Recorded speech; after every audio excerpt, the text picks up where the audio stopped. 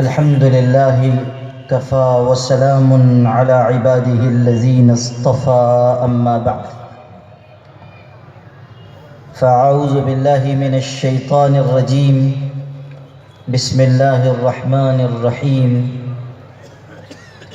يا أيها الذين آمنوا اصبروا وصابروا ورابطوا واتقوا الله لعلكم تفلحون صدق اللہ مولانا العظیم۔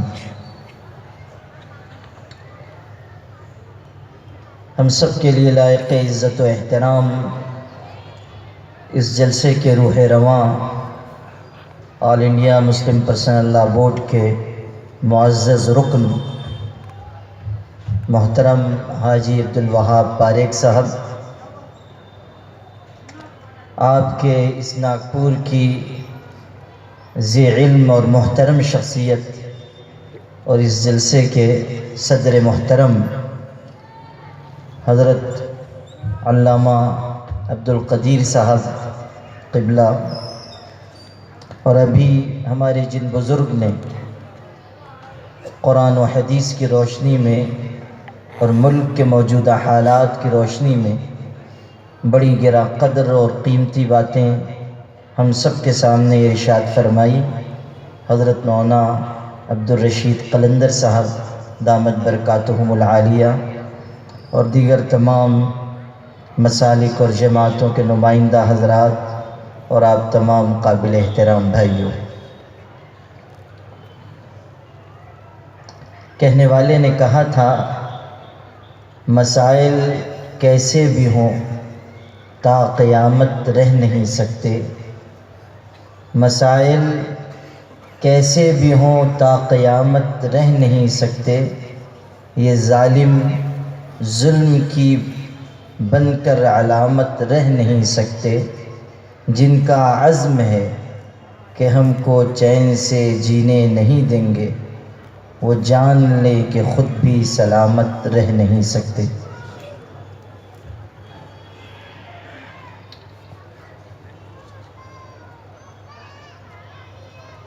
اس سرزمین پر اسلام اللہ کے فیصلے کے مطابق آیا ہے۔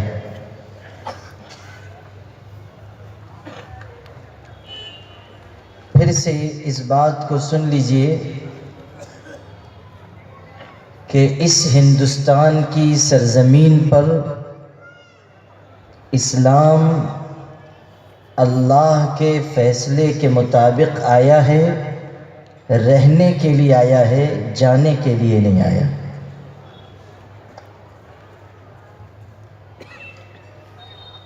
انسانوں کے فیصلے، ان کے ارادے، ان کے عزائم، ان کے منصوبے، جو کچھ بھی ہوں، ان تمام ارادوں اور منصوبوں پر اللہ کا ارادہ غالب آتا ہے، اور تمام فیصلوں سے بڑھ کر اللہ کا فیصلہ ہے۔ دین کے سلسلے میں اللہ کا فیصلہ کیا ہے؟ یریدون لیطفئوا نور اللہ بافواہہم واللہ متم نورہ ولو کرہ الکافرون۔ ارشاد فرمایا کہ یہ لوگ چاہتے ہیں کہ اللہ کے نور کو اپنے منہ کی پھونک سے بجھا دیں، اور اللہ کا یہ فیصلہ ہے کہ وہ اپنے نور ایمان کو پورا کر کے رہے گا، چاہے کافروں کو کتنا ہی برا کیوں نہ لگے۔ اس لیے اس بات کا تو اطمینان رکھیے کہ اسلام باقی رہنے والا ہے۔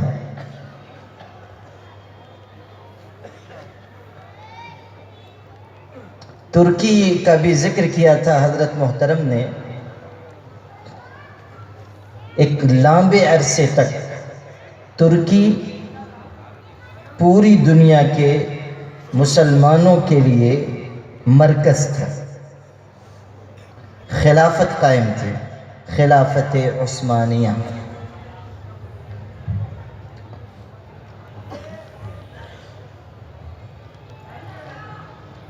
اس خلافت عثمانیہ کے آخری بادشاہ سلطان عبدالحمید خان گزرے ہیں۔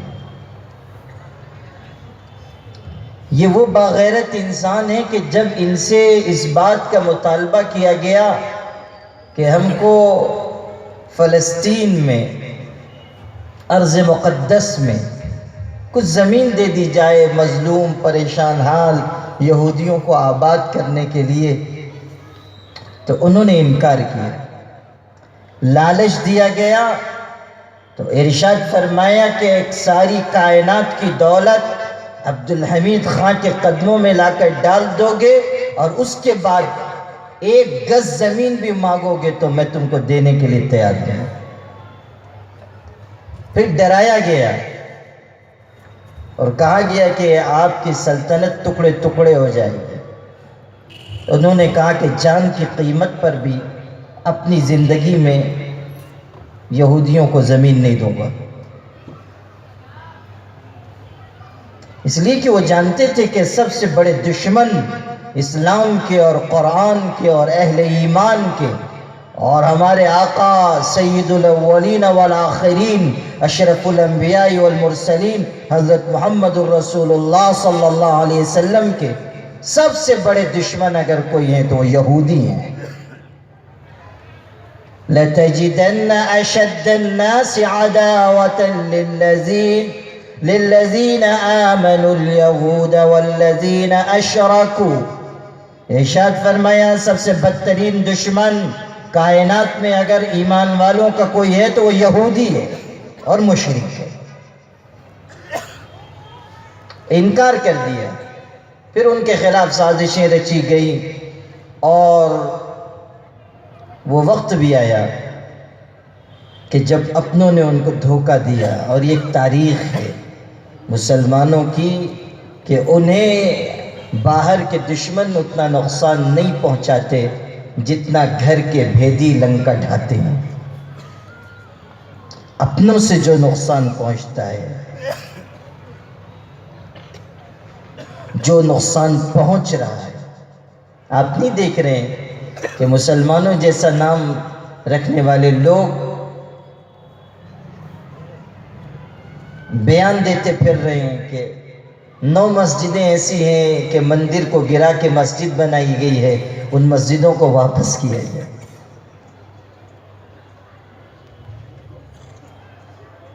کورٹ میں جا رہے ہیں کہ اسلام کا قانون طلاق ظالمانہ قانون ہے، اس کو بدلا جائے۔ حالانکہ اپنے آپ کو مسلمان کہہ رہی ہیں وہ عورتیں، اور پھر ان کا یہ عمل نقصان۔ ایک بڑے مرکزی وزیر نے سپریم کورٹ میں بیان دیا جس وقت طلاق ثلاثہ کا معاملہ سپریم کورٹ میں تھا کہ طلاق کا تو 3 طلاق کا تو کوئی ذکر قرآن حدیث میں ہے ہی نہیں، مسلمان ہیں اور یہ بیان دیتے۔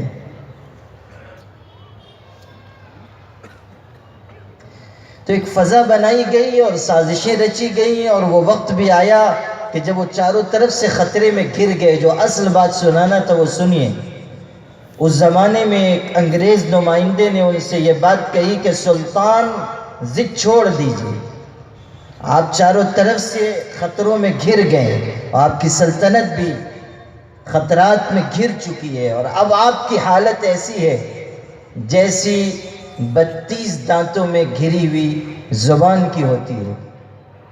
تو سلطان مسکرائے اور فرمایا کہ ہاں میں جانتا ہوں کہ اس وقت میں اور میری سلطنت چاروں طرف سے خطروں میں گھر چکے ہیں، اور ہماری حالت وہی ہے جو 32 دانتوں میں گھری ہوئی زبان کی ہوتی ہے، مگر سن لو قانون قدرت یہ ہے کہ 32 کے 32 دانت گر جاتے ہیں، زبان اپنی جگہ برقرار رہتی ہے۔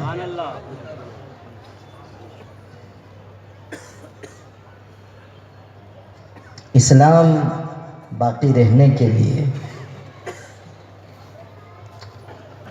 اور اسلام ہی کو نشانے پر جو رکھ لیا گیا ہے، امریکہ کے لوگ اور برطانیہ کے لوگ اور روس کے لوگ اور یورپی اقوام اور مغربی ملک اور پھر یہودی اور پھر عیسائی پھر مجوسی پھر مشرکین سب اسلام کے پیچھے کیوں لگے ہوئے ہیں؟ اس کو بھی سمجھیں۔ اس لیے کہ پوری دنیا میں جتنے مذاہب پائے جاتے ہیں وہ سب فکری لحاظ سے اسلام سے شکست کھا چکے ہیں۔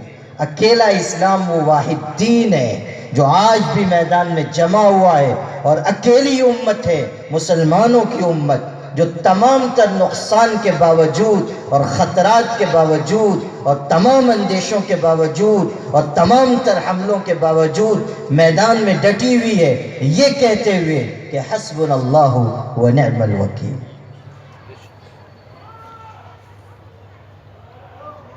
ملک شام میں بدترین ظلم ہو رہا ہے۔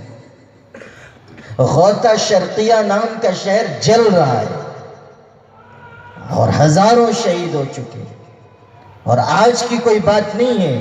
پچھلے 6 برسوں میں ملک شام میں 8 لاکھ مسلمان مرد و عورت، بھائی بہنیں، بچے بچیاں، جوان بوڑھے شہید کیے جا چکے، اور لاکھوں لاکھ بے گھر کیے جا چکے، کھلے آسمان کی چھت کے نیچے پڑے ہوئے ہیں، اور اس قدر سنگین حالات ہیں کہ آپ نے آج تک دنیا میں دیکھا ہوگا کہ جنازوں پر پھول ڈالے جا رہے ہیں، لیکن غوطہ شرقیہ میں پھولوں کے جنازے نکل رہے ہیں اور معصوم کلیوں کو مسخ کیا جا رہا ہے اور ان کو گولیوں سے شہید کیا جا رہا ہے۔ 2 سال کی بچی کو ابھی 6-7-8 دن پہلے ایک حوثی ملعون باغی سرکش اور ظالم انسان نے نشانہ لگا کر ایک 2 سال کی بچی کو گولی ماری اور وہ شہید ہو گئے۔ اس سارے ظلم کے باوجود یہ قوت ایمانی ہے کہ 10-12 دن 15 دن پہلے ایک چھوٹی بچی 3-4 سال کی وہ بمباری میں زخمی ہوئی، زخموں سے چور پڑی ہوئی ہے اور آخری سانسیں گنی جا رہی ہیں۔ اس وقت اللہ نے اس کو بولنے کی قوت دی تو اس نے کہا کہ میں اللہ کے پاس جا رہی ہوں اور اللہ کے ہاں جا کر اس کو اس ظلم کی خبر دوں گی جو ہم پر کیا گیا ہے۔ یہ ایمان ڈٹے ہوئے ہیں اور جمے ہوئے ہیں اور اعلان کر رہے ہیں کہ ہم اللہ کے دین پر قائم ہیں، اللہ کے دین پر زندہ رہیں گے اور اللہ کے دین پر مریں گے۔ جہاں پناہ لی گئی ہے کیمپوں میں برسوں سے جلا وطنی کا سلسلہ جاری ہے، وہاں بھوکے ہمارے بھائی بہنیں تن پر لباس نہیں اور خیموں میں زندگی گزار رہے ہیں۔ عیسائی مشنریز ان پر محنت کر رہی ہیں، دوا دے رہی ہیں اور علاج کر رہی ہیں اور غذا پہنچا رہی ہیں، اور ان کا ارادہ یہ ہے کہ اس طرح ہم ان کو ایمان سے پھیر کر عیسائیت میں داخل کر لیں، لیکن ان کو سلام ہو، ان کی غیرت ایمانی کو سلام ہو کہ وہ صاف کہتے ہیں اور واضح الفاظ میں کہتے ہیں کہ ہم بھوکے مر جانا، ننگے مر جانا، خیمے میں سردی کی شدت میں ٹھٹر کر اور کانپتے ہوئے مر جانا پسند کریں گے، مگر ایک لمحے کے لیے یہ ہم سوچ نہیں سکتے کہ ہم اللہ کے پاک رسول کی غلامی اور اللہ کی توحید کو چھوڑ دیں۔ قرآن نقل کرتا ہے الذين قال لهم الناس إن الناس قد جمعوا لكم فاخشوهم فزادهم إيمانا وقالوا حسبنا الله ونعم الوكيل فانقلبوا بنعمة من الله وفضل لم يمسسهم سوء واتبعوا رضوان الله۔ ارشاد فرمایا کہ جب صحابہ کے خلاف، پہلے دور کے مسلمانوں کے خلاف لشکر جمع ہوئے، جماعتیں جمع ہوئیں، مختلف قبیلے جمع ہوئے، تو صحابہ سے کہا گیا ڈرو ڈرو تمہارے خلاف طاقتیں جمع ہو رہی ہیں، تم سے قوت میں زیادہ ہیں، لشکر ان کے پاس زیادہ ہیں، اسلحے ان کے پاس زیادہ ہیں، طاقت ان کے پاس زیادہ ہے، تعداد ان کے پاس زیادہ ہے، ڈرو ان سے۔ فزادہم ایمانا، تو اس بات نے صحابہ کا ایمان بڑھا دیا اور انہوں نے کہا حسبنا اللہ ونعم الوکیل، اللہ ہمارے لیے کافی ہے اور وہ بہترین مددگار ہے۔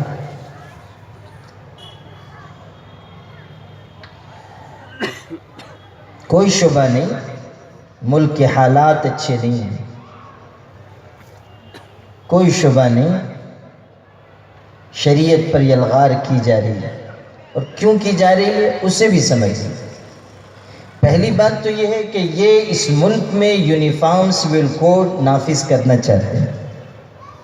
میں یہ بات اس لیے کہہ رہا ہوں کہ ہمارے بعض دانشور قسم کے مسلمان بھائی کہنے لگ جاتے ہیں کہ یہ طلاق کے معاملے میں اتنا کیوں زور لگا رہا ہے مسلم پرسنل لا بورڈ، ایک معاملہ ہی تو ہے، مسلمان غلطی بھی کرتے ہیں، اچھا ہے 3 سال کی سزا ہو جائے گی، اچھا ہے کچھ جرمانہ دینا پڑ جائے، طلاق تو رکے گی۔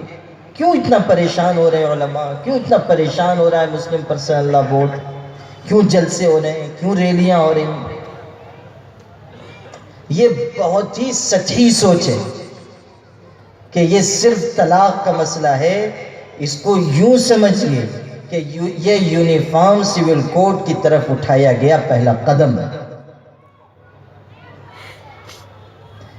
ابھی طلاق کا مسئلہ ختم ہوگا نہیں کہ 4 شادی کا مسئلہ آئے گا، حلالہ کا مسئلہ آئے گا، پھر یہ پھر وہ، ان کے پاس پوری فہرست ہے، اور وہ چاہتے ہیں کہ شریعت کو ختم کر کے ایک قسم کا قانون سب پر لاگو کیا جائے، یونیفارم سول کوڈ۔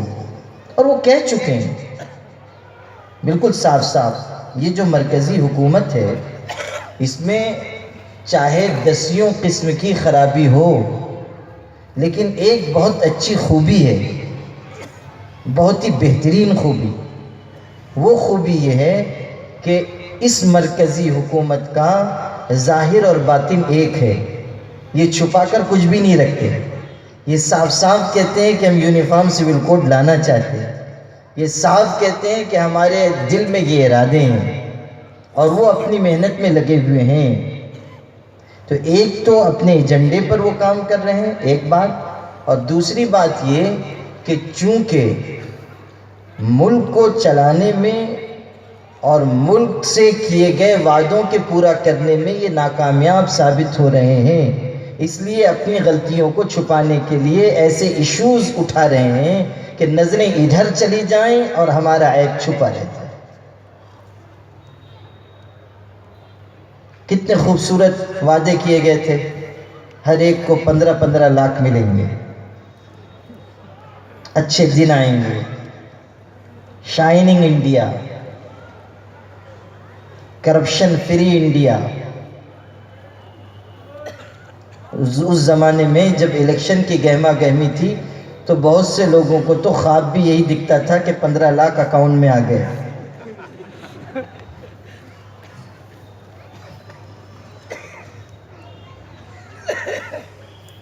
اب 15 لاکھ کے آتے، اکاؤنٹ میں جو پہلے سے رکھا ہوا ہے وہی غائب ہو رہا ہے، پتہ ہی نہیں چلتا کہ جنات کھا رہے ہیں یا موکل لے جا رہے ہیں، جو ہے موجود وہ بھی غائب۔ روزگار کا وعدہ تھا، روزگار، اتنے کروڑ لوگوں کو روزگار دیں گے، روزگار ملے ہی نہیں۔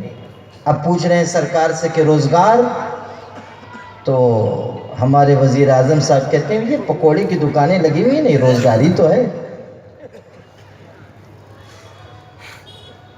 سبحان اللہ۔ یہ تو ایک طرف ہو رہا ہے کہ ملک کا غریب اور غریب ہو رہا ہے، بے روزگاری بڑھ رہی ہے، معاشی نظام، اکنامک سسٹم تباہ ہو رہا ہے، اور دوسری طرف لوگ ہزاروں کروڑ لے کر بھاگ رہے ہیں، ہزاروں کروڑ۔ ان سے تو ہم درخواست کرنے والے تھے اگر کہیں مل جائیں کہ بھائی صاحب آپ لے کے بھاگیے، ہم کو کوئی اعتراض نہیں ہے، مگر اتنا لے کے بھاگیے کہ ہم لکھ تو سکیں آپ تو اتنے لے کے بھاگ جا رہے ہیں کہ ہم لکھنا شروع کریں گے تو کہیں نہ کہیں ایک آدھ صفر چھوٹ جائے. ہزاروں کروڑ لے کے بھاگ جا رہے ہیں. عجیب. یہ ساری جو کمزوریاں ہیں ان پر پردہ ڈالنے کے لیے الگ الگ مدعے اٹھائے جائیں. لوگ انتظار میں بیٹھے تھے، وکاس، سب کا ساتھ، سب کا وکاس، سب کا ساتھ، سب کا وکاس. اتنا کہا گیا کہ لوگوں کے دل پہ نقش ہو گیا. کہاں ہے وکاس؟ میں نے بار بار جلسوں میں کہا کہ انسان کا بچہ بھی تو 9 مہینے میں پیدا ہو جاتا ہے. یہ وکاس پتہ نہیں کیسا بچہ ہے جو 4 سال میں بھی نہیں پیدا ہوا اور کوئی امید بھی نہیں نظر آ رہی ہے کہ یہ پیدا ہوگا. ان سب ناکامیابیوں کو چھپانے کے لیے چادر ڈالی گئی ہے ان مسائل کی جن کا ملک سے کوئی تعلق نہیں. طلاق کوئی مسئلہ ہی نہیں. کس احمق نے آپ سے کہہ دیا کہ طلاق مصیبت ہے؟ طلاق مسلمانوں کے لیے رحمت ہے، زحمت نہیں ہے. مسائل کا حل ہے، بذات خود کوئی مسئلہ نہیں ہے. اور میں آپ سے کہتا ہوں کہ 1000 بار اللہ کا شکر ادا کیجیے کہ اللہ نے طلاق جیسی نعمت مسلمانوں کے معاشرے کو دی ہے. خدا نخواستہ اگر ہمارے پاس یہ قانون طلاق نہ ہوتا تو ہمارے گھروں میں بھی بیویاں گیس سلنڈر کے پھٹنے سے مرتی ہیں. ہمارے یہاں بھی اسٹو بھڑکتا. اور عجیب ہے کہ گیس سلنڈر کو بھی ایسا لگتا ہے کہ اللہ نے عقل دے رکھی ہے. جب پھٹتا ہے بیوی ہی کی موجودگی میں پھٹتا ہے، کبھی شوہر کی موجودگی میں پھٹتا ہی نہیں. کیوں مرتی ہیں بیویاں؟ اور مسلمانوں کے سماج میں نہیں مرتی ہیں، دوسرے سماج میں مرتی ہیں. کیوں؟ اس لیے کہ جہاں طلاق کا نظام نہیں ہے یا جہاں طلاق اتنی مشکل ہے کہ مقدمہ کورٹ میں لے جایا جاتا ہے، اس کو ثابت کرتے کرتے اتنے دن گزر جاتے ہیں کہ آدمی دوبارہ نکاح کرنے کی استطاعت ہی نہیں رکھتا.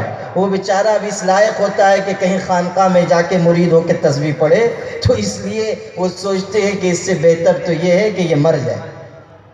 اور پھر یہ واردات ہوتی ہے کہ کہیں بیوی شوہر کو زہر پلا دیتی ہے، کہیں شوہر کے گھر میں اسٹو بھڑک اٹھتا ہے اور بیوی جل کر مر جاتی ہے. ایک حادثہ ہو جاتا ہے. کیوں؟ اس لیے کہ طلاق کا نظام رحمت ان کے پاس نہیں ہے. ہمارے ہاں طلاق کا نظام ہے اس لیے چھوڑی گئی عورتیں نہیں ہیں. ہمارے ملک میں 22 لاکھ چھوڑی گئی عورتیں ہیں، ان میں سے 20 لاکھ ہندو بہنیں ہیں. 20 لاکھ ہندو بہنیں ہیں چھوڑی گئی. چھوڑی گئی کا مطلب سمجھتے ہو ناگپور والوں؟ نہیں سمجھتے ہو. چھوڑی گئی کا مطلب یہ ہے طلاق نہیں دی گئی. نہ طلاق دی گئی ہے نہ شوہر ان کے ساتھ رہتے ہیں. اس کو اگر سمجھنا ہے تو وزیر اعظم صاحب سے سمجھ لیجئے گا. تو نہ طلاق دی گئی ہے نہ ساتھ میں رہا جاتا ہے، چھوڑ کے بھاگ گئے. اب وہ بیچاری الگ ہے، یہ بیچارے الگ ہیں. نہ آزاد کیا ہے نہ خرچ دیتے ہیں، چھوڑ دیے. جے پور میں ابھی حاجی صاحب جے پور میں بھی چند دن پہلے بہت زبردست ریلی ہوئی، مسلم پرسنل لا بورڈ کی خواتین کی ریلی زبردست. ٹی وی والوں نے دکھایا، ان کی رپورٹ ہے کہ 5 لاکھ مسلمان عورتیں شریک ہیں. 5 لاکھ. اخبارات نے لکھا 4 لاکھ. وہاں ریلی سے بنیادی تقریر میری تھی، بنیادی خطاب. میں نے تقریر کرتے ہوئے وہاں یہ کہا کہ یہ جو طلاق بل لایا جا رہا ہے، یعنی 3 طلاق دینے والے کو 3 سال کی سزا اور جرمانہ، اس کو ذرا سا صفحہ پلٹ کے آپ دیکھیں گے تو یوں آپ سمجھ سکتے ہیں کہ جس نے 3 طلاق دی اس کو 3 سال کی سزا، اور جو چھوڑ کر بھاگ جائے اس کو وزیر اعظم کی کرسی۔ عجیب، یہ کیا مصیبت ہے؟ اس سے تو یہ ہوگا کہ بھائی طلاق مت دو، چھوڑ کے بھاگ جاؤ، کہیں چانس لگ سکتا ہے ہمارا بھی۔ عجیب مصیبت ہے۔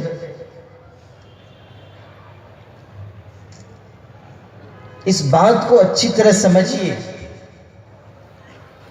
کہ یہ یونیفارم سول کوڈ کی طرف ایک قدم ہے، اور طلاق کوئی ایشو ہے ہی نہیں مسلمانوں میں، یہ نظام رحمت ہے۔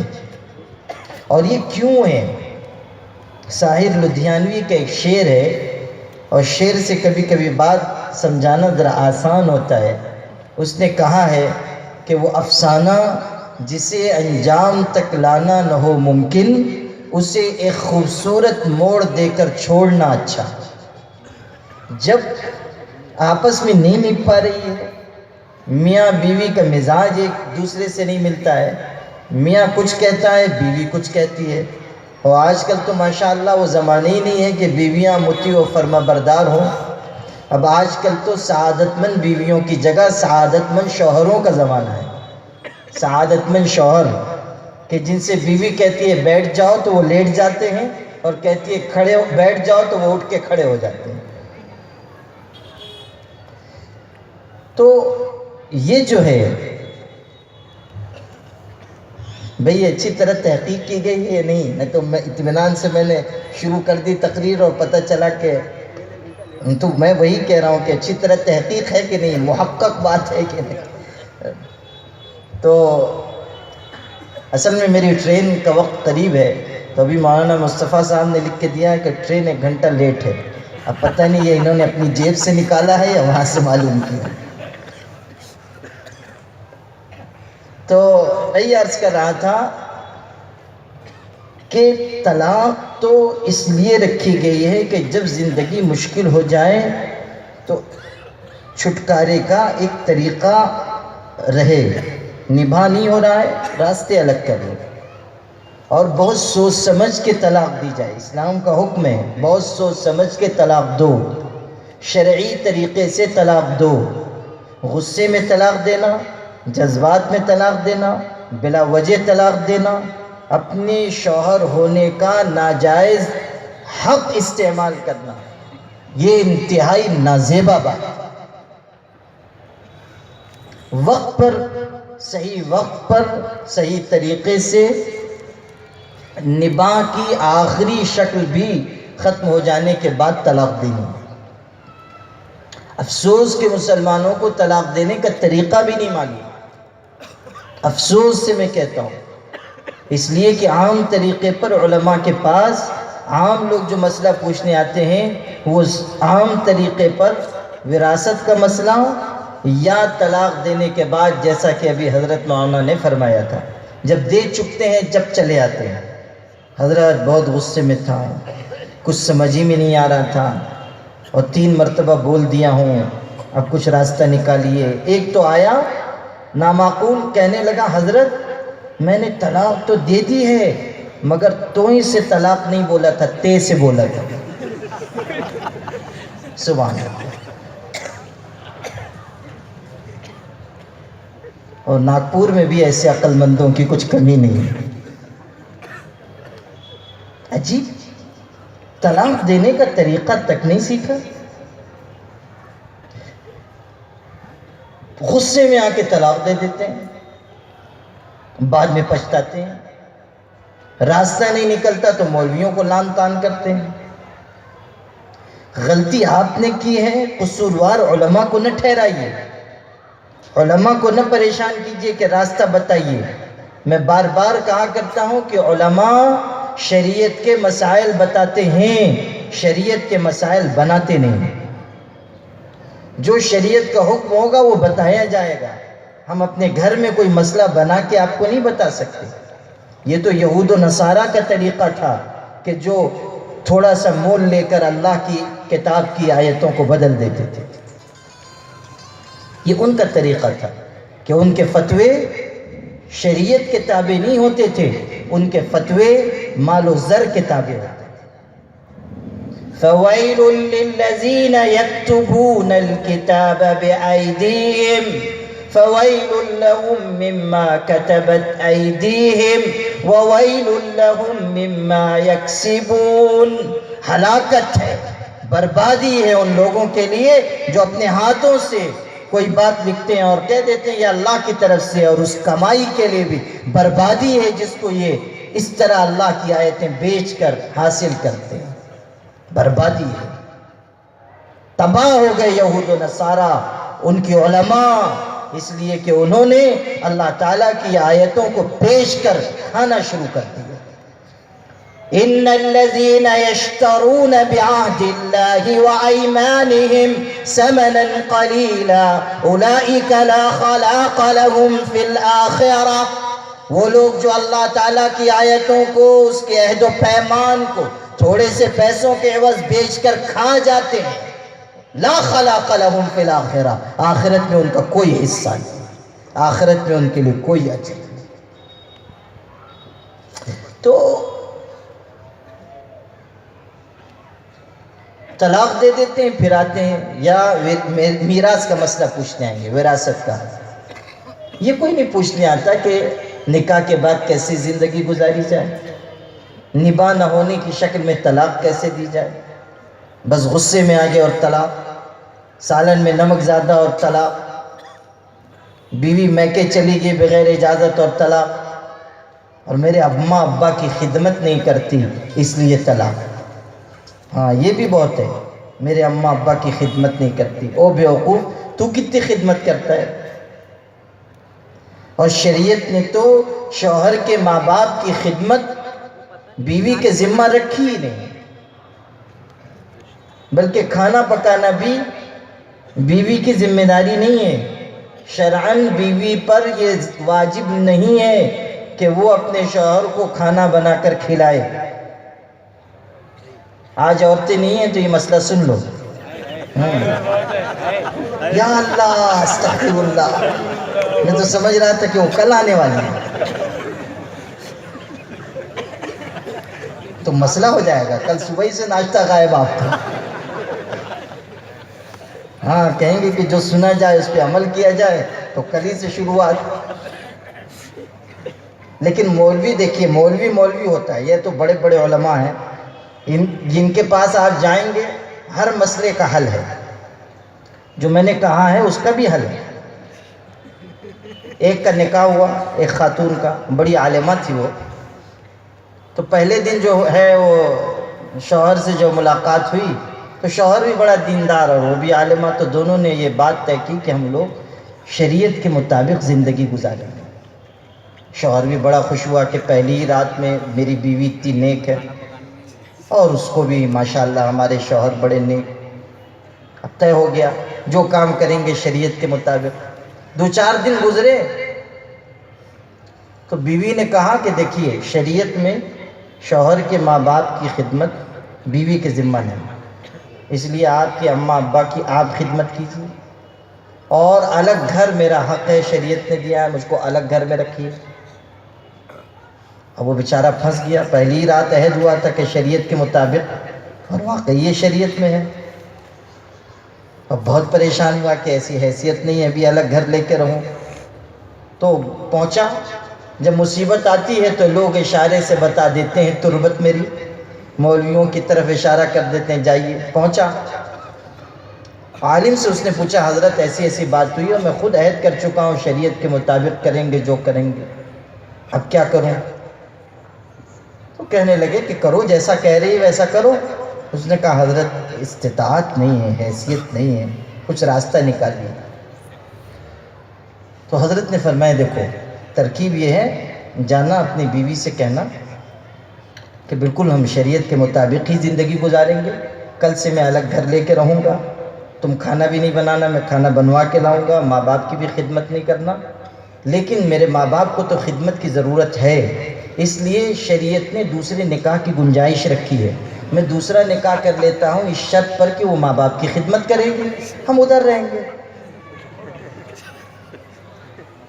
یہ نسخہ ان کو سمجھ میں آ گیا، گئے اب جا کے کہنے لگے کہ آپ کی بات سراخوں پر بیگم صاحبہ، لیکن شریعت میں اس کی اجازت ہے کہ دوسرا نکاح کیا جائے، میں چاہتا ہوں کسی سے دوسرا نکاح کر لوں، شرط لگا دوں گا کہ وہ ماں باپ کی خدمت کرے گی۔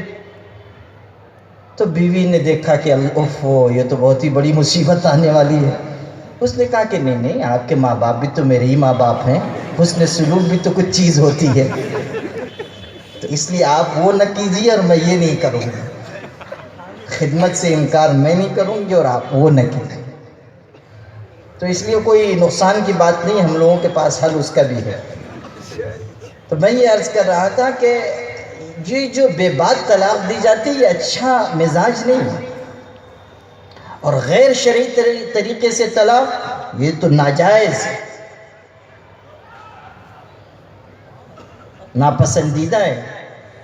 حضرت صلی اللہ علیہ وسلم کے زمانے میں ایک شخص نے اپنی بیوی کو 3 طلاق دے دی، حضرت کو خبر دی گئی، آپ اپنی جگہ سے غصے میں کھڑے ہو گئے، قام غضبانا وقال ایلعب بکتاب اللہ وانا بین اظہرکم، ارشاد فرمایا کہ کیا اللہ کی کتاب سے کھلواڑ کیا جائے گا حالانکہ ابھی میں تم میں زندہ سلامت موجود ہوں، میرے جیتے جی اللہ کی کتاب کے ساتھ کھلواڑ ہوگا؟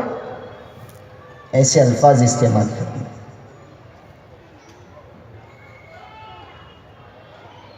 تو غیر شرعی طریقے سے طلاق نہ دیجیے، ضرورت پڑے تو شرعی طریقے سے طلاق دیجیے، ایک بات۔ دوسری بات، بہت زیادہ مجبوری کی حالت میں طلاق دینی ہے، یہ آخری حل ہے کہ بس اب اس کے بعد نباہ کی کوئی شکل باقی ہی نہیں ہے، اس لیے اب طلاق دی جائے، تو طلاق مسلمانوں کا کوئی مسئلہ ہی نہیں سرے سے۔ ایک بات، اس کو مسئلہ بنایا گیا ہے اس لیے تاکہ مسلمانوں کی شریعت پر حملہ کیا جائے۔ پہلے سپریم کورٹ سے ججمنٹ آیا کہ ایک ساتھ 3 طلاق غیر قانونی، اس کے بعد پھر آگے بڑھ کر ایک بل لانے کی بات کی گئی، بل، ایک قانون، اور وہ لایا گیا، پارلیمنٹ میں پیش کیا گیا، وہاں سے منظور ہو گیا، اب لوک سبھا سے منظور ہونے کے بعد راجیہ سبھا میں وہ رکا ہوا ہے آل انڈیا مسلم پرسنل لا بورڈ کی کوششوں کے نتیجے میں، اور اللہ کرے کہ وہ رکا ہی رہے۔ بہت ہی خطرناک قانون ہے۔ اس قانون میں جس کا نام مسلم ویمن پروٹیکشن بل ہے، عورتوں کے تحفظ کے نام پر لایا گیا یہ بل ہے، اس میں ایسی غلطیاں ہیں اور مسلمان عورت کے لیے اتنی دشواریاں ہیں کہ آپ اس کا اندازہ نہیں کر سکتے۔ لایا گیا ہے مسلمان عورت کی ہمدردی کے نام پر مسلم ویمن پروٹیکشن بل، اور ہے کیا اس میں یہ لکھا ہوا ہے سیکشن 2 میں کہ اگر کوئی شخص 3 طلاق ایک ساتھ دے گا، طلاق نہیں ہوگی، غیر قانونی ہوگی اور باطل ہوگی۔ ایک بات، اسی کی اگلی لائن میں سیکشن 3 میں لکھا ہے کہ جو ایک ساتھ 3 طلاق دے گا اس کو 3 سال کی سزا ہوگی اور جرمانہ دینا۔ اب آپ ذرا غور کیجئے، ایک لائن پہلے آپ کہہ رہے ہیں کہ طلاق نہیں ہوگی، اس کی اگلی لائن میں کہہ رہے ہیں کہ جو دے گا اس کو 3 سال کی سزا۔ پوری دنیا میں ڈھونڈنے سے بھی ایسے عقل مند نہیں ملیں گے جو کسی چیز کو کہیں کہ یہ جرم نہیں ہے اور اس کے بعد کہیں کہ اس پر سزا دی۔ بھئی آپ کہہ رہے ہیں جرم ہی نہیں، اس کے بعد کہہ رہے ہیں کہ سزا کا ہے۔ جب جرم نہیں ہے تو سزا کا ہے؟ یہ تو ایسا ہوا کہ آپ کسی راستہ چلتے ہوئے کسی کو پکڑ لیجئے، کوئی تھانے دار پکڑ لے کسی کو اور لے جا کر حوالات میں ڈال دے اور کہے کہ اب تم کو 3 سال تک اسی میں رہنا ہے، یہیں تم کو سڑنا ہے۔ وہ کہے سرکار مجھ سے کیا غلطی ہو گئی، میں تو اپنے دکان سے اپنے گھر جا رہا تھا، مجھ سے کیا قصور ہو گیا، جرم کیا ہو گیا؟ تو تھانے دار کہے کم وقت جرم پوچھتا ہے، تو نے چوری نہیں کی، اس لیے تجھ کو 3 سال کی سزا۔ چوری تو نے کیوں نہیں کی؟ طلاق کے بارے میں آپ یہ کہہ رہے ہیں کہ طلاق دینے سے نہیں ہوگی، اور پھر آپ کہتے ہیں کہ طلاق دینے والے کو 3 سال کی سزا۔ بھائی اگر آپ یہ کہتے کہ طلاق دینے سے ہو جائے گی اور ہم یہ سزا دے رہے ہیں تو سمجھ میں بھی آتا، لیکن آپ یہ کہہ رہے ہیں کہ طلاق دینے سے ہوگی نہیں اور پھر اس پر 3 سال کی سزا، یہ کیا بات ہے؟ اچھا آپ نے یہ تو فیصلہ کر دیا کہ 3 طلاق دینے سے طلاق نہیں ہوگی اور شوہر کو جیل بھیج دیا گیا، اب یہ اسی کی بیوی ہے کہ نہیں؟ ارے ناگپور والوں کچھ تو بولو، ہے کہ نہیں ہے؟ قانون کے لحاظ سے تو اس کی بیوی ہے، اب 3 سال کے لیے اس کا شوہر جیل میں ہے، تو اب سرکار سے پوچھئے کہ سرکار اس عورت کو خرچ کون دے گا؟ 3 سال تک وہ کیسے رہے گی؟ تو سرکار والا تبار فرماتی ہے کہ وہی دے گا جو جیل یاترا پہ گیا ہوا ہے، وہ اندر رہے وہیں سے خرچہ بھی بھیجے، بیوی کا بھی خرچہ اور بچوں کا بھی خرچہ۔ سبحان اللہ۔ اچھا آپ سوچئے کہ ایک شوہر کو اس کی بیوی نے 3 سال کے لیے جیل بھیجوا دیا، اب وہ 3 سال کی جیل کاٹ کر واپس لوٹ کر آئے گا تو بتائیے کہ وہ اپنی اس بیوی سے مصافحہ کرے گا، معانقہ کرے گا یا اس کی مرمت کرے گا؟ ایسی عورت کے ساتھ کوئی رہنا پسند کرے گا جس نے 3 سال کے لیے جیل میں ڈلوایا؟ پھر اس قانون میں ایک اور خطرناک چیز ہے، وہ یہ ہے کہ اب تک یہ معاملہ تھا کہ میاں بیوی کے تنازعات میں دونوں میں سے کسی نے شکایت کی، بیوی نے شکایت کی یا شوہر نے شکایت کی تو کارروائی کی جاتی تھی۔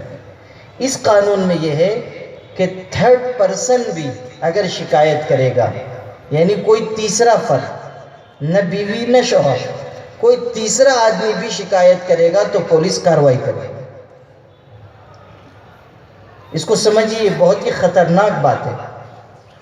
آپ کا خدا نخواستہ کسی سے جھگڑا ہو گیا، جھگڑا ہوا بازار میں، اور آج کل آلے شیطانیہ تو سب کے پاس ہے، موبائل شریف، جھگڑا ادھر ہوا، وہ موبائل اٹھا کے تھانے میں فون کرے گا کہ عبد الرحمن نے اپنی بیوی کو 3 طلاق دے دی۔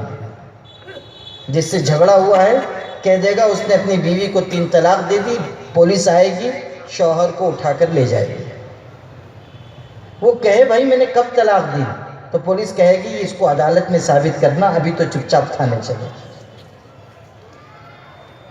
مسلمانوں میں تو جھگڑوں کے تو ہم چمپئن ہیں، اب کسی سے کوئی جھگڑا ہوگا دشمنی نکالی جائے گی۔ اس طرح اس قانون کا سب سے خطرناک پہلو یہ ہے کہ اس قانون کے لاگو ہو جانے کے بعد مسلمان شوہروں کو جیل کے سلاخوں کے پیچھے ڈال دیا جائے گا اور مسلمان عورت کو سڑک پر ڈال دیا جائے گا۔ یہ ہے پورا انتظام، اور اسی لیے آل انڈیا مسلم پرسنل لا بورڈ اس کی مخالفت کر رہا ہے کہ یہ قانون کسی طرح مسلمانوں کے لیے قابل قبول نہیں ہے۔ اور شرعی پہلو سے جو نقصان ہے وہ تو بہت بڑا نقصان ہے کہ ایک آدمی نے طلاق دی، شریعت کے لحاظ سے طلاق ہو گئی، قانون کہہ رہا ہے کہ طلاق نہیں ہوئی، اب اگر وہ دونوں میاں بیوی بن کر زندگی گزار رہے ہیں تو وہ پوری زندگی حرام اور زنا میں گزاریں گے، حرام کاری کریں گے، اس لیے کہ نکاح ٹوٹ چکا ہے طلاق کے ذریعے۔ قانون کچھ کہے، شریعت کا یہ ضابطہ ہے کہ اگر طلاق تم نے دی ہو گئی۔ اور یہ بھی عجیب بات ہے، یہ جو سب ٹی وی پہ بیٹھے رہتے ہیں اینکرز لوگ، جن کو تنخواہ دی جاتی ہے کہ وہ حلق پھاڑ پھاڑ کے اسلامی قوانین کے خلاف گفتگو کریں، یہ عجیب انہوں نے ہنگامہ مچایا کہ یہ کیا بات ہے کہ ایک طرف کہتے ہیں کہ گناہ ہے 3 طلاق دینا، کہتے ہیں کہ غلط ہے، اور اس کے بعد پھر کہتے ہیں کہ ہو بھی جائے گی۔ ایک چیز غلط ہے تو پھر کیوں ہوگی؟ بات سمجھ رہے ہیں؟ بہت بڑا اعتراض کیا گیا کہ یہ کہتے ہیں کہ 3 طلاق غلط ہے، آج بھی ہم کہتے ہیں، اس کے بعد کہتے ہیں کہ یہ ہو بھی جائے گی، یہ کیا بات ہے؟ سمجھیے اس کو، اتنی موٹی بات ہمارے ملک کے لوگوں کو سمجھنی چاہیے کہ اگر کوئی چیز غلط ہے اور گناہ ہے تو یہ لازم نہیں آتا کہ اس کا اثر نہ ہو۔ مثال کے طور پر گولی چلانا کسی انسان پر یہ گناہ ہے، قتل کرنا گناہ ہے۔ اب مان لیجئے کسی شخص نے، کوئی شخص گولی چلا رہا تھا کسی اور طرف، درمیان میں کوئی آدمی آ گیا، اس کو گولی لگ گئی۔ اب گولی چلانا ایک تو کسی انسان پر یہ گناہ ہے، اور دوسرے اس آدمی کو گولی لگی ہے غلطی سے، اس کو نہیں ماری جا رہی تھی، بیچ میں آ گیا اور لگ گئی۔ اب کون عقل مند ہوگا جو جا کر کہے کہ دیکھیے حضرت آپ کو جو گولی لگی ہے وہ غلطی سے لگی ہے اور گناہ کا کام ہے، اس لیے خبردار آپ مریے گا مت، مرنا مت آپ، اس لیے کہ آپ کو گولی جو لگی ہے وہ غلطی سے لگ گئی ہے، آپ آنکھ بند کر لیجئے اور زندہ رہیے۔ گولی لگی ہے تو اثر ہوگا کہ نہیں ہوگا؟ ہوگا کہ نہیں بتائیے؟ اچھا ہوگا، آدمی مرے گا کہ نہیں مرے گا؟ تو اسی طرح 3 طلاق غلط ہے، لیکن جب یہ طلاق دی جائے گی تو اس کا اثر ہوگا۔ غلطی ہے مگر اثر ہوگا۔ اس بات کو سمجھنا چاہیے کہ شریعت نے یہ جو نظام رکھا ہے وہ اس لیے کہ طلاق دینے والے پہلے سے محتاط رہیں۔ قرآن نے تو یہی کہا، تو طلاق 2 مرتبہ ہے، اس کے بعد تم اپنے ساتھ اس کو رکھو اچھی طرح، یا پھر علیحدہ کر دو حسن سلوک کے ساتھ۔ اگر تیسری دے دو گے تو پھر تمہارے ہاتھ سے اختیار نکل گیا، اب تم اس کو لوٹا نہیں سکتے ہو، یہاں تک کہ وہ جا کر کسی اور سے نکاح کرے، وہ اس کا انتقال ہو جائے یا وہ طلاق دے دے، پھر تمہارے ساتھ دوبارہ وہ نکاح کر سکتی ہے۔ اور یہ کسی پلاننگ کے تحت نہ ہو کہ کسی سے 2 رات کے لیے نکاح کرا دیا گیا اور اس کے بعد اس سے طلاق دلوا دی گئی اور پھر تم اس سے نکاح کرو، یہ طریقہ شریعت میں حرام ہے، کوئی گنجائش نہیں ہے۔ یہ تو ایک نظام رکھا گیا ہے کہ اگر وہ دوسرے سے نکاح کر لے اور شوہر کا انتقال ہو جائے یا شوہر طلاق دے دے تو اب واپسی کی گنجائش ہے۔ تو یہ طلاق بل انتہائی خطرناک ہے اور اس کی جم کر مخالفت ہونی چاہیے۔ کریں گے مخالفت انشاءاللہ؟ اور عورتوں کے ذریعے سے مخالفت کا فیصلہ مسلم پرسنل لاء بورڈ نے اس لیے کیا ہے کہ عورتوں کے ذریعے ہی اس بات کو لوٹایا جائے جو عورتوں کے نام پر لائی گئی۔ یہ پورا ڈرامہ رچایا جا رہا ہے عورتوں کے نام پر، خواتین کے نام پر، مسلمان بہنوں کی ہمدردی کے عنوان پر۔ اور India Muslim Personal Law board مسلمانوں کی وہ بالغ نظر قیادت ہے جو بر وقت صحیح اور مناسب فیصلے کیا کرتی ہے۔ یہ چند افراد کے مجموعے کا نام نہیں ہے، اس میں بہت عالی دماغ لوگ ہیں، اس میں ہر مسلک اور مکتب فکر کے مسلمان ہیں۔ یہ مسلمانوں کے کسی ایک جماعت کی نمائندگی کرنے والا بورڈ نہیں ہے، یہ تمام مسالک کے مسلمانوں کی نمائندگی کرنے والا بورڈ ہے۔ اس میں شیعہ بھی ہیں، اس میں سنی بھی ہیں، اس میں دیوبندی بھی ہیں، اس میں اہل سنت والجماعت بھی ہیں، اس میں اہل حدیث بھائی بھی ہیں، اس میں جماعت اسلامی کے لوگ بھی ہیں، اس میں جمعیت علماء کے دونوں طبقے کے علماء بھی ہیں۔ ہر بڑی جماعت، ہر بڑی جمعیت، ہر مسلک، ہر مکتب فکر کے لوگ اس میں شامل ہیں، کل بھی شامل تھے اور آج بھی شامل ہیں۔ ابھی آپ نے نام سنا حضرت مولانا برہان الحق رضوی جبل پوری رحمۃ اللہ علیہ کا، وہ All India Muslim Personal Law Board کے تاسیس میں شریک ہونے والوں میں سے ہیں۔ اہل سنت والجماعت طبقے کے بہت بڑے عالم تھے، بہت بڑے شیخ طریقت تھے، بہت بڑے مفتی تھے اور بہت ہی جلیل القدر مصنف تھے۔ ان کی کتابیں، ان کے ملفوظات، ان کی نصیحتیں، ان کی تعلیمات، ان کی ہدایات ایسی ہیں کہ جن سے امت بصیرت حاصل کر سکتی ہے۔ وہ بورڈ کے پہلے دن سے بورڈ کے قیام میں شریک ہوئے۔ قاری محمد طیب صاحب رحمۃ اللہ علیہ جو دیوبندی مکتب فکر کے اس زمانے کے بہت بڑے عالم تھے اور بورڈ کے سب سے بڑے محرک اور سب سے پہلے پہل کرنے والے حضرت امیر شریعت مولانا منت اللہ رحمانی رحمۃ اللہ علیہ، جو حضرت شاہ فضل رحماں گنج مراد آبادی اور ان سے بھی اوپر حضرت شاہ عبد القادر جیلانی رحمۃ اللہ علیہ کی نسل میں اور ان کی اولاد میں اور ان کے شجر روحانیت میں ہیں، انہوں نے اس کی پہل کی اور لوگوں کو جمع کرنے کی کوشش کی۔ اس زمانے کے جتنے بڑے علماء تھے، ہر مسلک کے بڑے بڑے قائدین، ان کو خطوط لکھے گئے۔ سن 1972 میں بمبئی میں مسلم پرسن اللہ کنونشن رکھا گیا تھا، وہیں سے مسلم پرسن اللہ بورڈ کی ابتدا ہوئی اور پھر حیدرآباد میں اپریل 1973 میں باضابطہ مسلم پرسن اللہ بورڈ قائم ہوا۔ اس وقت بمبئی کے مسلم پرسن اللہ کنونشن میں شرکت کے لیے قاری محمد طیب صاحب نے اور امیر شریعت مولانا منت اللہ رحمانی نے اس زمانے کے بڑے بڑے علماء کو خطوط لکھے تھے۔ ان میں سے ایک خط حضرت مولانا برہان الحق رضوی جبل پوری کو بھی لکھا گیا تھا۔ جبل پور رہتے تھے، آپ سے قریب ہے، وہاں ان کا بہت بڑا حلقہ مریدین تھا اور پورے ملک میں ان کی شہرت تھی۔ وہ اس زمانے میں طبقہ اہل سنت والجماعت میں سب سے ممتاز حیثیت میں تھے۔ ان کو خط بھیجا گیا، حضرت جواب نہیں دے سکے۔ ان کی طرف سے بار بار جواب نہ ملنے کی وجہ سے یہ اندیشہ ہونے لگا کہ شاید وہ شریک نہ ہو پائیں، اور اگر وہ شریک نہ ہوتے تو مسلم پرسن اللہ بورڈ میں یہ اجتماعیت، یہ وحدت قائم نہ ہو پاتی جو آج ہے۔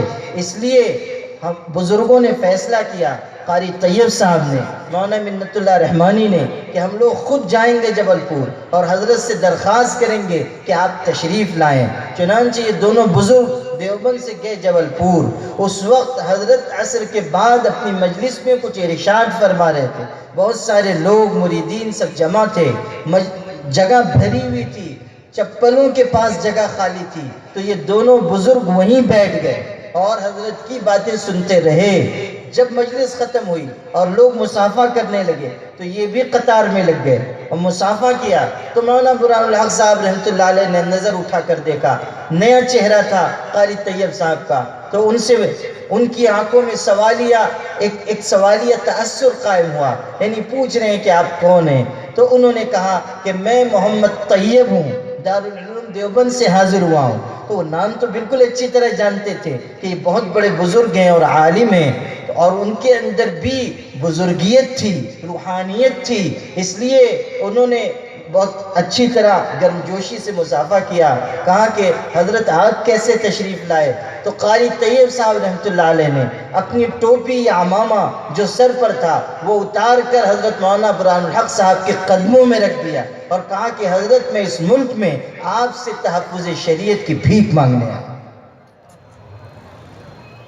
تو مولانا برہان الحق صاحب رحمۃ اللہ علیہ نے ارشاد فرمایا کہ مسلم پرسن اللہ کنونشن میں بمبئی ہم ضرور حاضر ہوں گے، اور وہ پھر تشریف لائے اور ان کے تشریف لانے سے ایک وحدت اور اجتماعیت قائم ہوئی۔ اور جس وقت بورڈ قائم ہوا 1973 میں اور یہ بات آئی کہ بورڈ کا صدر کون بنے، تو حضرت مولانا برہان الحق صاحب ہی تھے جنہوں نے سب سے پہلے یہ تجویز پیش کی تھی کہ اس بورڈ کا صدر قاری محمد طیب کو بنا دیا جائے۔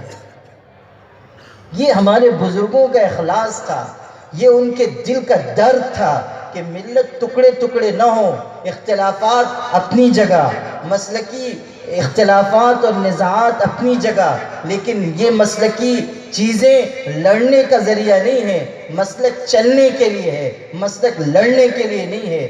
جو بڑے تھے، جو دوربین نظر رکھتے تھے، جو دور اندیش تھے، وہ اچھی طرح سمجھتے تھے کہ لڑنے سے مسلمانوں کی اجتماعیت اور قوت کمزور ہو۔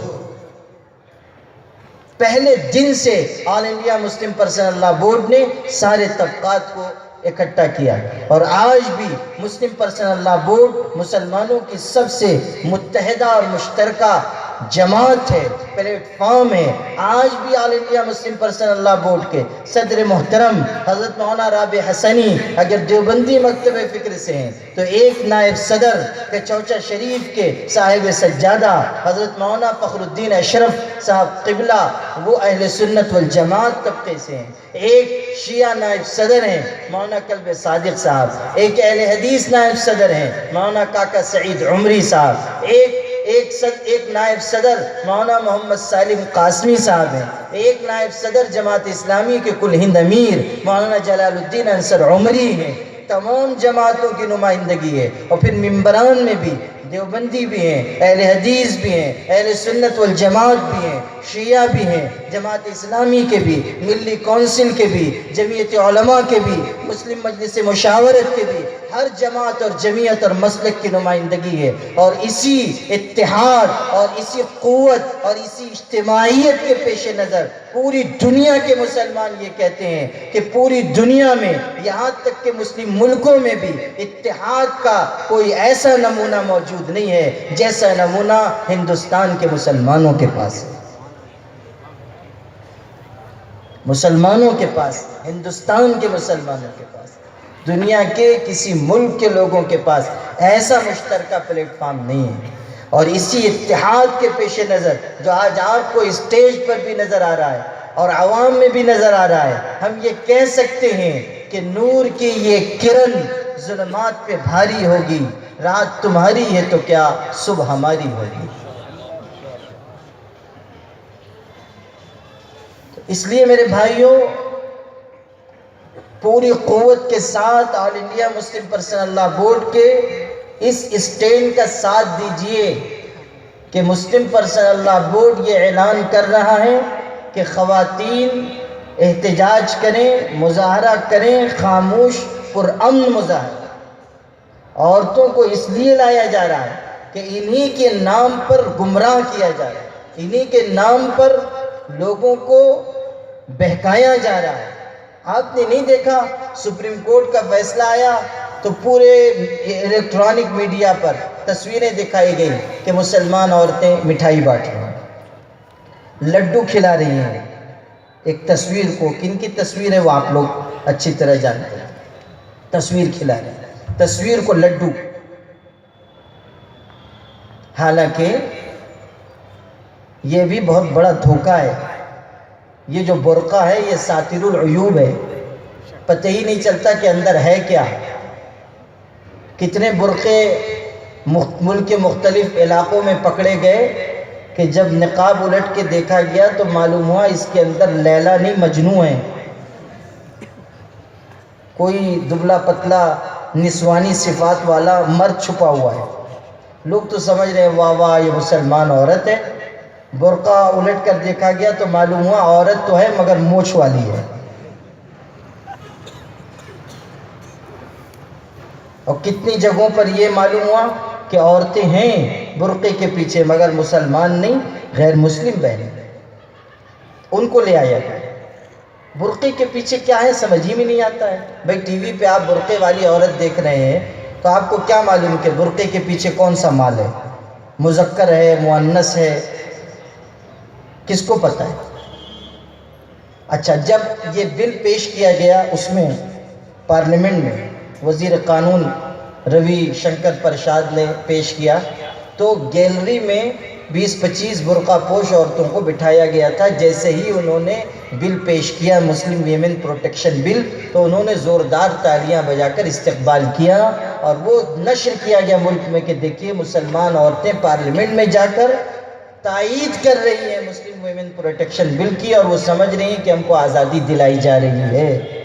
یہ دھوکہ ہے، اور اس دھوکے کا جواب ہے آل انڈیا مسلم پرسنل لا بورڈ کی ریلی، یہ مظاہرہ کہ ہم مسلمان عورتوں کے ذریعے یہ بتائیں کہ مسلمان عورت شریعت کے خلاف کسی قانون کے ساتھ نہیں ہے بلکہ شریعت کے قانون کے ساتھ۔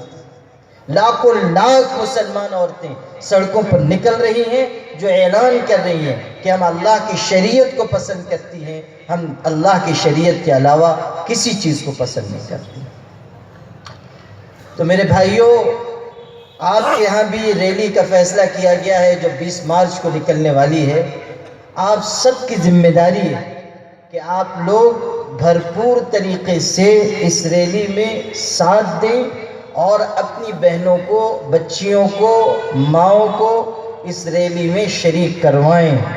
یہ شریعت کے اوپر آنے والے حالات کی وجہ سے ایک فیصلہ کیا گیا ہے.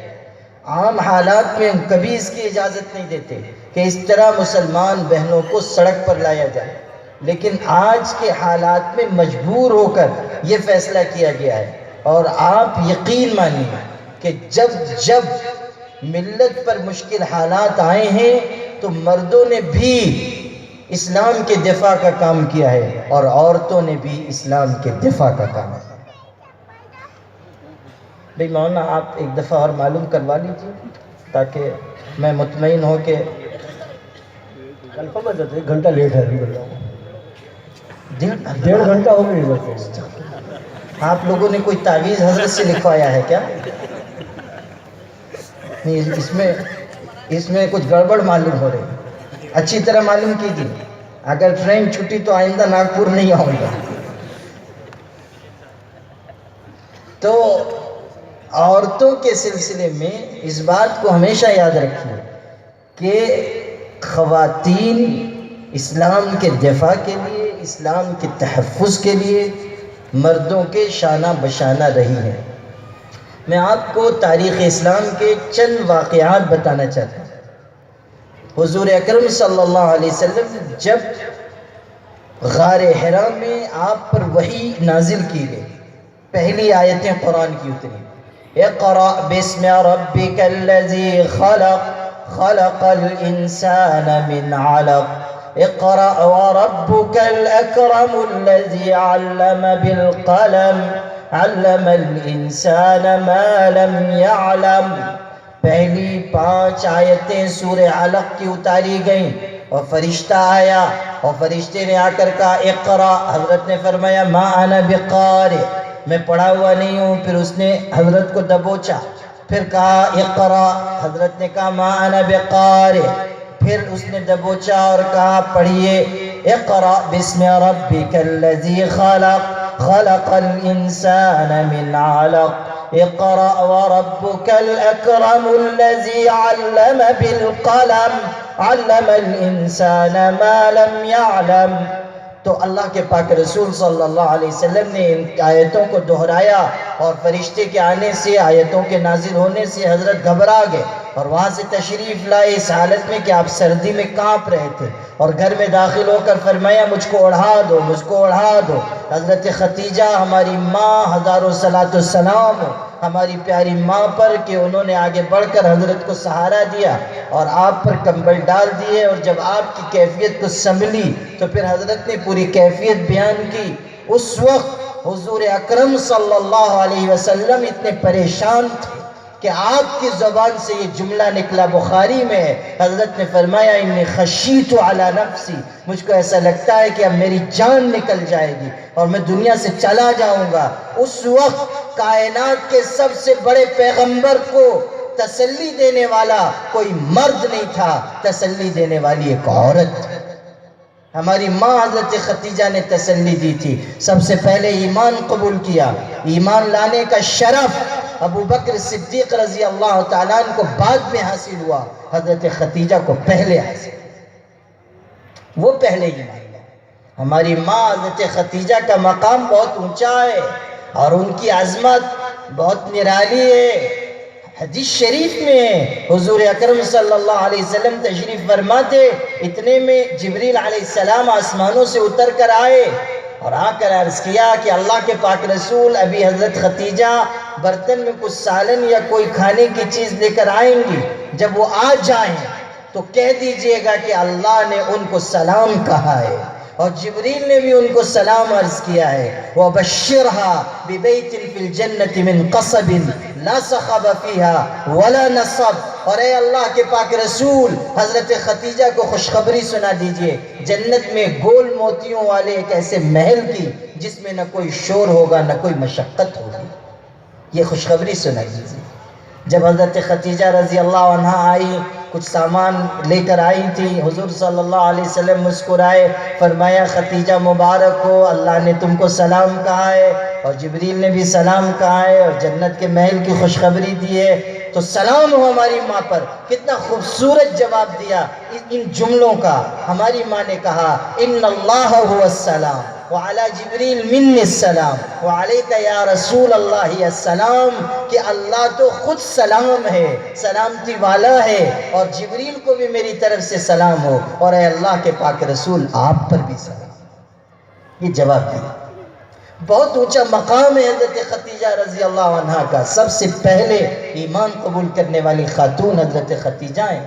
سب سے پہلے پیغمبر صلی اللہ علیہ وسلم کی ہمت بڑھانے والی خدیجہ رضی اللہ عنہ ہیں.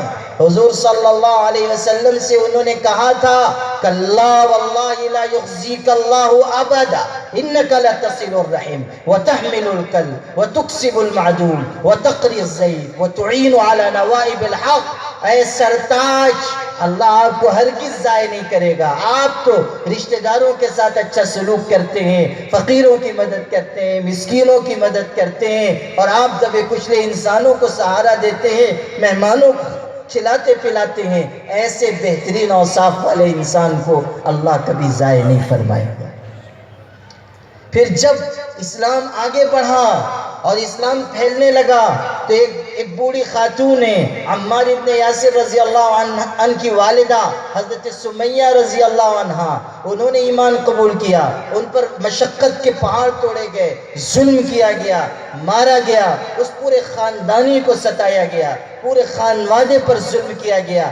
حدیث میں ہے کہ ان پر اتنا ظلم کیا جاتا تھا کہ جب حضور صلی اللہ علیہ وسلم اس خاندان کے پاس سے گزرتے تھے تو آپ فرماتے تھے صبرا یا آل یاسر فإن موعدکم الجنہ, اے یاسر کے گھر والوں صبر کرنا, تمہارا ٹھکانہ جنت. صبر کرنا. سب سے پہلے اسلام کی راہ میں اگر خون بہا ہے تو حضرت سمیہ کا خون بہا ہے, مرد کا خون نہیں, عورت کا.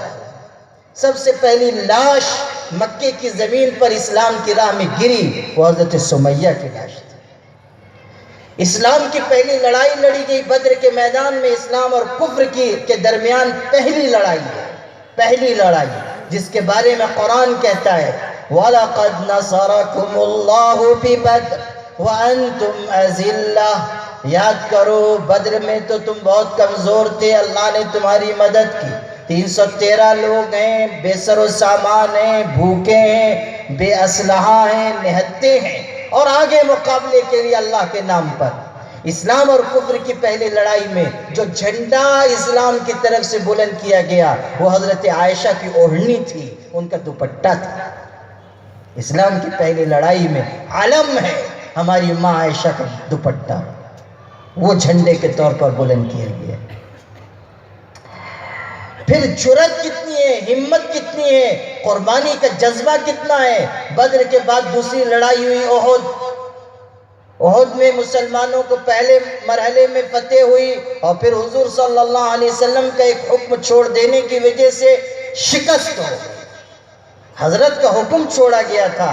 اللہ نے بتا دیا کہ یاد رکھنا ہمارا محبوب ہم کو اتنا پسند ہے کہ اگر اس کا ایک چھوٹے سے چھوٹا حکم بھی چھوڑو گے تو تمہیں جیتی ہوئی بازی ہارنی پڑے گی. ہم اپنے پیغمبر کو اور صحابہ کو مشقت میں دیکھ سکتے ہیں لیکن محبوب کے حکم کی عدم تعمیل برداشت نہیں.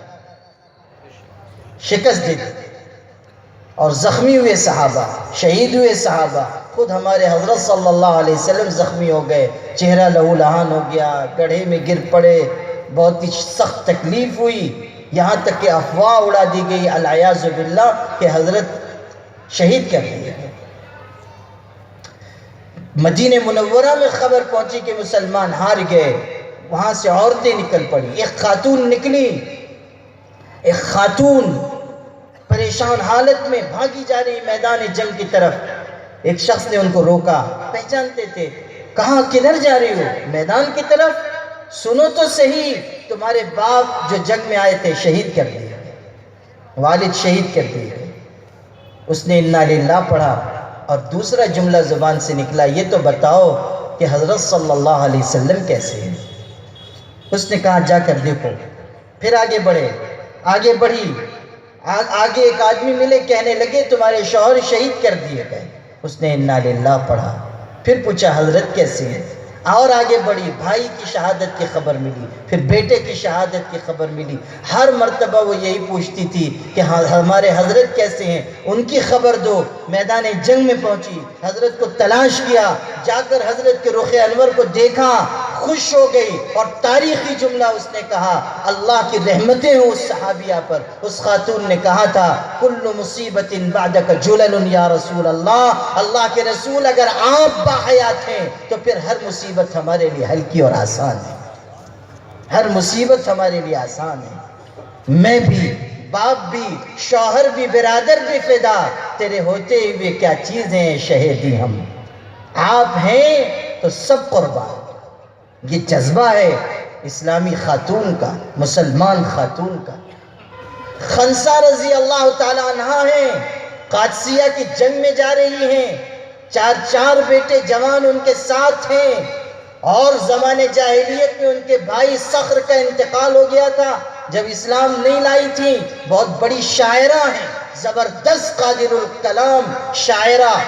ان کے بھائی صخر کا انتقال ہوا زمان جاہلیت میں، اپنے بھائی کو یاد کر کر کے روتی تھی، آنسو بہاتی تھی. زبردست مرثیہ اپنے بھائی کے لیے لکھا جس میں فرمایا یذکرنی طلوع الشمس صخرا واذکرہ لکل غروب الشمس.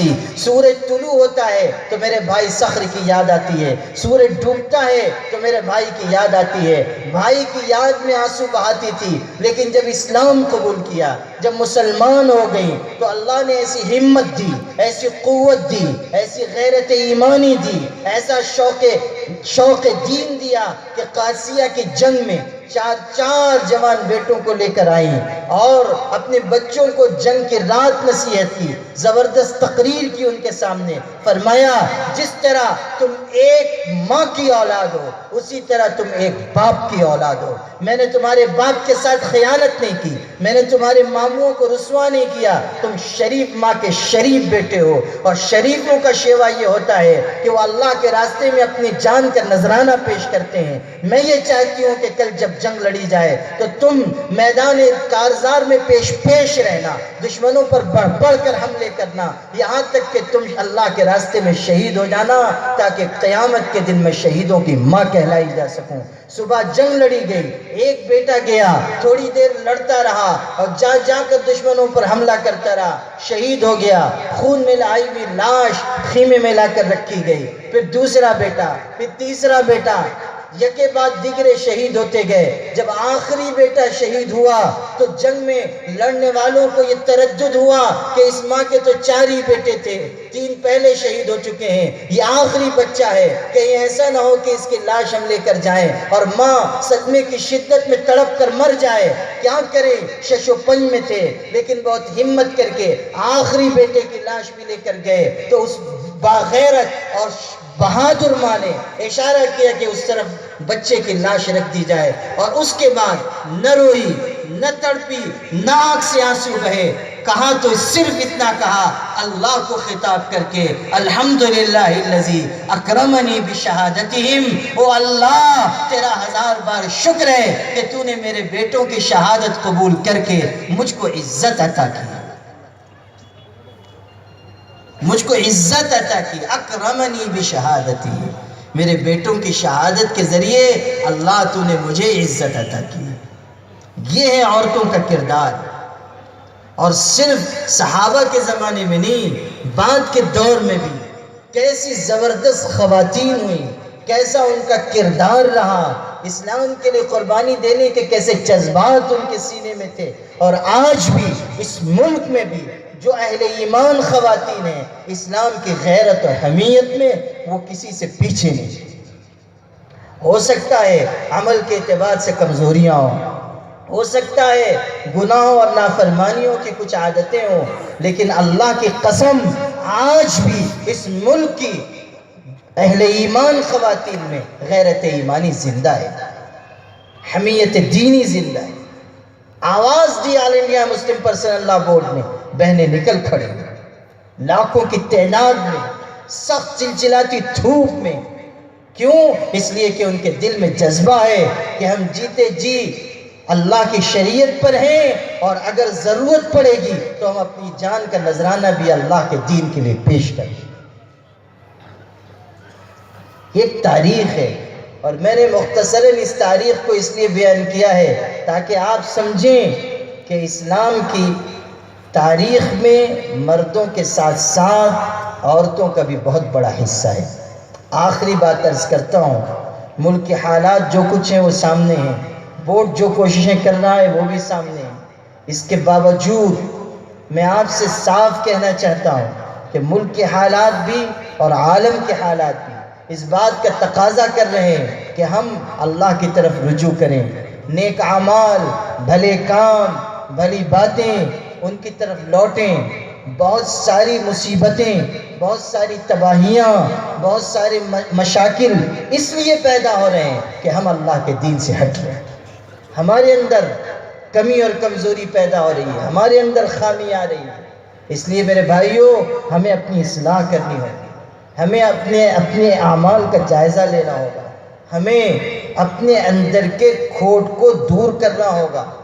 بہت ہی سخت ترین اصلاح کی ضرورت ہے اس وقت مسلمانوں کے معاشرے کو، اور یاد رکھنا اللہ کی نصرت اسی وقت آئے گی جب ہم ایمان کے ساتھ اچھے اعمال پر جمیں گے۔ اس لیے اس اجلاس سے یہ عزم لے کر جائیے کہ ہم میں سے ایک ایک مرد، ایک ایک عورت اللہ کے دین پر قائم ہو، اللہ تعالیٰ کے دین کی طرف لوٹیں، فضول خرچی چھوڑیں، بدکاریوں سے بچیں، گناہوں سے بچیں۔ آپ سے میں کیسے عرض کروں کہ ایک طرف مسلمانوں کے سماج میں یہ صورتحال ہے کہ کروڑوں روپے فضول برباد کیے جا رہے ہیں شوق پر، ارمانوں کی تکمیل پر، خواہشات پوری کرنے پر، اور دوسری طرف مسلمان عورتیں، مسلمان بچیاں بن بیاہی گھروں میں بیٹھی ہوئی ہیں صرف اس لیے کہ ان کے ماں باپ غریب ہیں۔ یہ صورتحال ہے۔ 2 واقعات ہوئے ہیں پچھلے 2 مہینے میں، اور وہ ہمارے دلوں کو ہلا دینے کے لیے بہت کافی ہیں۔ ایک یوپی میں واقعہ ہوا کہ ایک غریب بیوہ ماں جس کے کئی بچے تھے، مسلمانوں کے محلے میں رہ رہی ہے، مسلمانوں کے سماج میں رہ رہی ہے، بھوکی ہے، کئی دن کا فاقہ ہے اس کا بھی اور اس کے بچوں کا بھی۔ پھر محلے میں سے کسی نے چند روٹیاں لا کر دے دی ایک رات کو۔ وہ عورت چندی روٹیاں ہیں، ماں کی مامتا جاگ اٹھی، ماں کی مامتا بیدار ہو گئی، اس نے وہ روٹیاں اپنے بچوں بچیوں کو کھلا دی اور خود ان کو بہلا کر بھوکے پیٹ اسی طرح کئی دن کا فاقہ برداشت کرتے ہوئے بستر پر لیٹ گئی۔ صبح سویرے جب اس کے بچوں بچیوں نے اس کو جگانا چاہا، اٹھانا چاہا تو وہ اٹھی نہیں۔ پتہ یہ چلا کہ وہ اللہ کو پیاری ہو گئی ہے، بھوک کی وجہ سے انتقال ہو گیا ہے۔ مسلمانوں کے سماج میں، مسلمانوں کے معاشرے میں، مسلمانوں کے محلے میں ایک بیوہ ماں بھوک سے تڑپ کر مر جاتی ہے، اور دوسری طرف مسلمان اپنی عیاشیوں میں لگے ہوئے ہیں۔ اور دوسرا واقعہ بہار میں ہوا کہ ایک غریب ماں، اس کے 2 بیٹے تھے، ایک 10-11 سال کا بڑا بیٹا، وہ بیمار ہو گیا، اس کے علاج کے لیے پیسہ نہیں تھا، وہ ہاسپٹل گئی، معلوم کیا کہ کتنا خرچ آئے گا، ڈاکٹروں نے کہا 15,000 روپے لگیں گے۔ اس نے لوگوں کے آگے ہاتھ پھیلائے، کہیں سے انتظام نہیں ہو سکا، تو اس کا 2.5 مہینے کا دودھ پیتا بچہ تھا، اس بیٹے کو اس نے بیچ دیا 20,000 روپے میں تاکہ اپنے بڑے بیٹے کا علاج کر سکے۔ پھر 2-3 دن کے بعد جب اس دودھ پیتے بچے کی یاد نے بے چین کر دیا تو وہ روتی ہوئی اس لاولد جوڑے کے پاس گئی جس کے ہاتھ اس نے 20,000 روپے میں بیٹے کو بیچا تھا، اور ان سے رو رو کر کہا کہ میں غریب دکھیاری ماں ہوں، میرے بچے کو مجھے واپس کر دو۔ تب لوگوں کو معلوم ہوا کہ ایک ماں نے اپنے بیٹے کے علاج کے لیے اپنے دوسرے بیٹے کو بیچ دیا ہے۔ 25 کروڑ مسلمان ہیں اس ملک میں، 25 کروڑ مسلمان، اور کتنے بڑے بڑے امیر ہیں مسلمانوں میں، اور اس کے بعد ایک بیوہ مسلمان ماں بھوک کی شدت کی تاب نہ لا کر مر جاتی ہے، اور ایک غریب ماں اپنے 2.5 مہینے کے دودھ پیتے بچے کو بیچنے پر مجبور ہو جاتی ہے۔ کیا ہم اس کے بعد یہ توقع رکھتے ہیں کہ اللہ کی رحمت اس سماج پر اترے گی؟ غور کیجئے کہ ہم کہاں جا رہے ہیں۔ ہمارے نوجوان ہزاروں روپیہ اپنے شوق میں برباد کر دیتے ہیں، پان کھانے میں، گٹکا کھانے میں، تمباکو کھانے میں، چائے پینے میں، ہزاروں روپے برباد ہو رہے ہیں۔ ایک ایک شہر کا اوسط نکالیں گے آپ تو لاکھوں روپیہ فی دن ان شوق کی چیزوں پر برباد ہو رہا ہے۔ نکاح ہوتے ہیں، دو بیٹوں بیٹیوں کے نکاح کیے جا رہے ہیں اور 5-5 کروڑ خرچ کیے جا رہے ہیں۔ ایک صاحب نے نکاح کیا یوپی میں، اپنی بیٹی کے منگنی، نکاح نہیں، منگنی کی تقریب میں 5 کروڑ روپے خرچ کیے، اور اس کے بعد یہ بات کہی جاتی ہے کہ مسلمان غریب ہیں، مسلمان مفلس ہیں۔ میرے بھائیوں، ہمیں اپنی عادتوں کی اصلاح کرنی پڑے گی۔ ایک ایک شخص کو نمازوں کا اہتمام کرنا ہوگا۔ فجر کی نمازوں میں مسجد میں جا کر دیکھیے، جس مسجد میں ظہر اور عصر میں مسجد میں تل دھرنے کی جگہ نہیں ہوتی، اسی مسجد میں فجر کی نماز میں 1-1.5 صف مسلمان ہیں بس۔ میرے والد صاحب رحمت اللہ علیہ آج سے 30-35 سال پہلے فرمایا کرتے تھے، ان کے زمانے میں تو موبائل آیا نہیں تھا، کہتے تھے کہ آج امت کا یہ حال ہے کہ یہ امت ٹی وی دیکھ کر گنہگار ہو کر سوتی ہے اور صبح فجر کی نماز قضا کر کے گنہگار ہو کر اٹھتی ہے۔ امت کا سونا بھی گناہ پر ہے اور امت کا جاگنا بھی گناہ پر ہے۔ آج موبائل ہے، موبائل میں لوگ لگے ہوئے ہیں، گندی ننگی تصویریں دیکھ رہے ہیں اور پھر صبح فجر کی نماز قضا کر رہے ہیں۔ آج مسلم پرسنل لا بورڈ کے اس اجلاس سے بھائیوں اور بہنوں یہ پیغام لے کر جاؤ کہ ہم کو اپنے آپ کو بدلنا ہے۔ ہم بدلیں گے تو زمانہ بھی بدلے گا، ہم بدلیں گے تو حالات بھی بدلیں گے۔ سب ارادہ کرتے ہیں انشاءاللہ۔ اللہ تعالیٰ عمل کی توفیق عطا فرمائے۔ ایک وعدہ کر کے جائیے کہ 20 مارچ کی ریلی کو کامیاب بنانے کے لیے اپنی جان، اپنا مال، اپنا وقت، اپنی صلاحیت سب آپ لوگ لگائیں گے انشاءاللہ۔ بہنیں بھی وعدہ کریں اور بھائی بھی وعدہ کریں، اور ہمارے حاجی عبدالوہاب صاحب پاریک کا ہاتھ بٹائیے۔ مسلم پرسنل لا بورڈ کی طرف سے انہوں نے آواز دی ہے، آپ ان کی آواز پر لبیک کہیے۔ اللہ تعالیٰ ہم سب کے جمع ہونے کو قبول فرمائے۔ وآخر دعوانا ان الحمدللہ۔